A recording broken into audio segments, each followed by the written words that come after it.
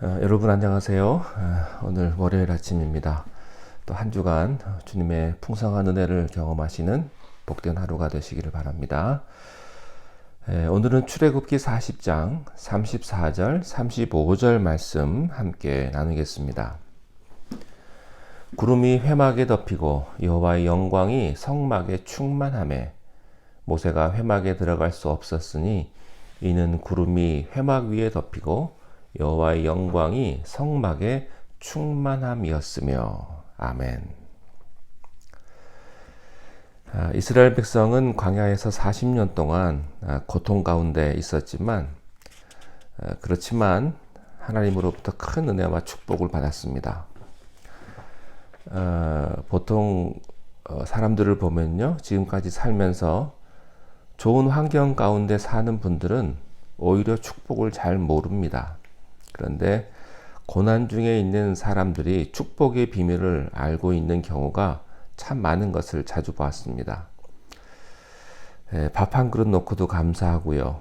어려운 중에도 하나님께서 새로운 축복을 주실 때마다 눈물을 흘리며 또 감격하는, 감사하는 분들을 많이 봤습니다. 이스라엘 백성들이 처한 환경은 고통스러운 것이었습니다. 그러나 환경이 그들의 축복을 빼앗지는 못했습니다. 이스라엘 백성들은 쓴물이 변하여 단물이 되는 축복을 경험했고요. 하늘에서 만나를, 비같이 내리는 만나를 경험했습니다. 무엇보다도 하나님의 말씀을 받았습니다. 하나님의 율법을 받은 것이죠. 그리고 예배할 수 있고 하나님 만날 수 있는 성막의 축복도 받았습니다. 여러분은 얼마나 많은 축복을 받았습니까? 사람들 중에는요, 축복을 받아놓고도 받은 줄 모르는 사람이 있는가 하면 조그만 것에서도 하나님의 축복을 깨닫고 감사하는 사람들이 있습니다. 광야의 삶 가운데 축복 중에 축복은요, 바로 구름 기둥과 불 기둥의 축복이었습니다. 광야의 삶을 사는 우리들에게도 이런 불 기둥과 구름 기둥의 축복이 있기를 바랍니다. 이 구름 기둥과 불 기둥은요, 출애굽기 39장에 40장에 보면 요약이 되어 있는데, 첫 번째는 구름 기둥과 불 기둥이 임하는 곳에 하나님의 영광이 가득 차기 시작을 합니다. 사람이 들어갈 수 없을 정도로 엄청난 하나님의 영광이 그들 속에 있게 됩니다. 다시 말하면 하나님의 영광과 임재의 축복을 가리켜서 구름 기둥과 불 기둥의 축복이라고 말하는 것입니다. 이 축복의 또 다른 의미는 이 불 기둥과 구름 기둥이요, 마치 나침판과 같은 것이라는 데 있습니다. 우리는 광야 같은 세상에 삽니다. 어찌 보면 우리는 태평양 한가운데 떠 있는 배와 같습니다.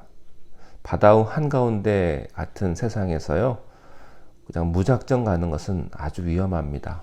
제일 중요한 것은 방향을 잡고 가야 하는 것이죠.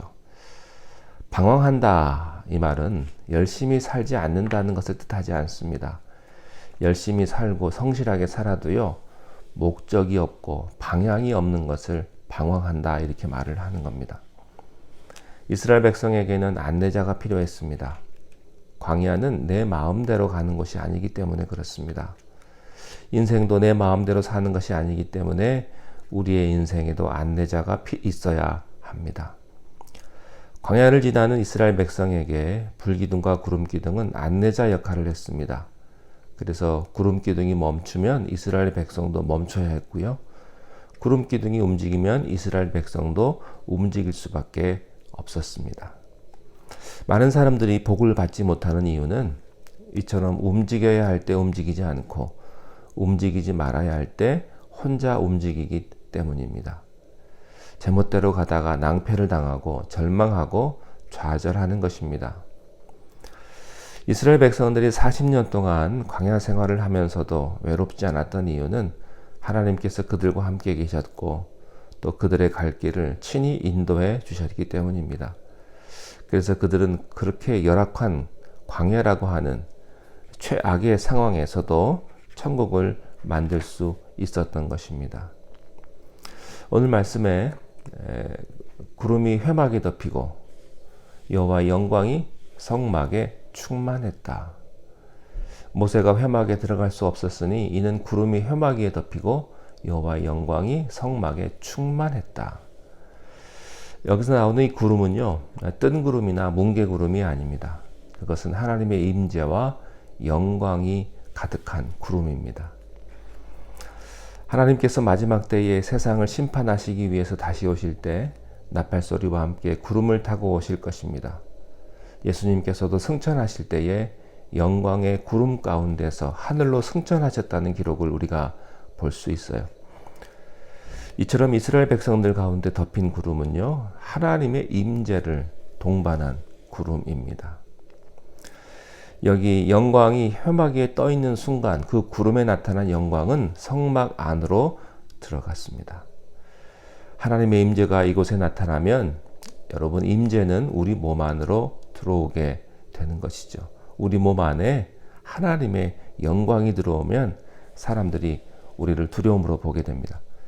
이것은 마치 모세가 시내산에 올라가서 하나님의 영광을 보았을 때 사람들이 모세의 얼굴이 빛나기 때문에 볼 수가 없어서 모세의 얼굴을 수건으로 덮었던 것과 같습니다.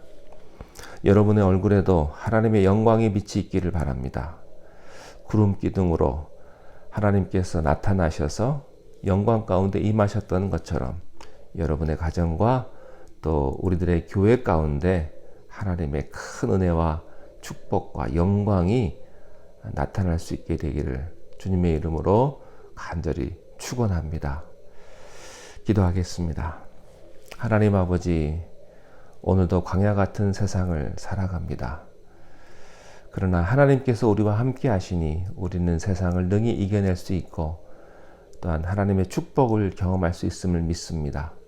오늘도 구름 기둥으로 우리의 삶을 인도하시고 우리의 발걸음이 하나님께서 예비하시는 복된 길로만 걸어가는 귀한 축복을 저희들에게 허락하여 주시옵소서.